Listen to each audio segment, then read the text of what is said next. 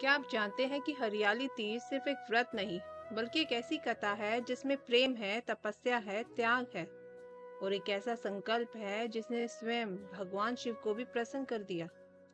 लेकिन क्या आपने कभी सोचा है कि इस पर्व पर हरे वस्त्र ही क्यों पहने जाते हैं?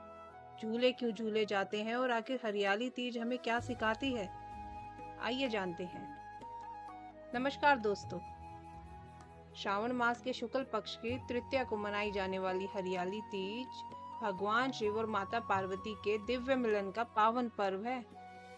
वर्षा ऋतु में जब धरती हरियाली से ढक जाती है, तब प्रकृति मानो स्वयं इस उत्सव का स्वागत करती है। यही कारण है कि इस पर्व का नाम हरियाली तीज पड़ा।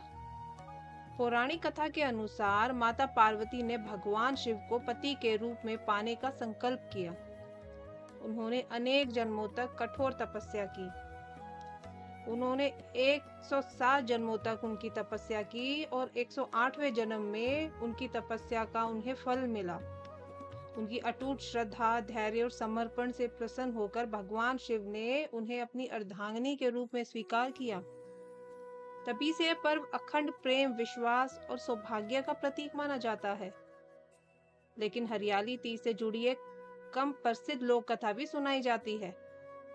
कहा जाता है कि जब माता पार्वती के पिता उनका विवाह किसी अन्य देवता से करना चाहते थे, तब उनकी सखियां उन्हें वन में ले गई ताकि उनकी तपस्या भंग ना हो।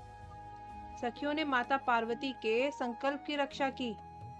इसी कारण कई स्थानों पर हरियाली तीज को सखी तीज भी कहा जाता है। अब एक प्रश्न, अगर यह पर्व केवल विवाहित महिलाओं के लिए है, तो फिर अविवाहित कन्याएं भी इस व्रत को क्यों रखती है? इसका उत्तर माता पार्वती की तपस्या में छिपा है।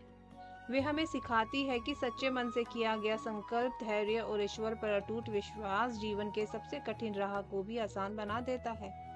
इसलिए यह पर्व केवल सौभाग्य का नहीं बल्कि आत्मबल और श्रद्धा का भी उत्सव है। हरियाली तीज पर हरे वस्त्र पहनने की परंपरा भी बहुत सुंदर संदेश देती है।